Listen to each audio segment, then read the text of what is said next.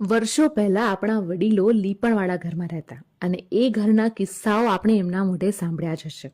પણ હવે લીપણ આર્ટ કે કચ્છી પેઇન્ટિંગનું સ્થાન પ્લાસ્ટિક પેઇન્ટ કલર્સે લઈ લીધું છે. પણ આપણી ધરોહર સમૂહ લીપણ આર્ટ આવનારી પેઢી ભૂલી ન જાય ને એ માટે ભૂંગોએ સરસ મજાની પહેલ કરી છે. કચ્છના રહેવાસી ભીમજીભાઈ બારીકાઈથી ભરેલા લીપણ આર્ટને જીવંત રાખવાનો પ્રયત્ન કરી રહ્યા છે. પેઢી દર પેઢીથી ચાલી રહેલું એમનું આ કામ આજે 50 થી 60 લોકોની ટીમમાં પરિણમ્યું છે અને એમનું આ કામ એમને ભારતના ખૂણે ખૂણે પ્રચલિત કરી રહ્યું છે.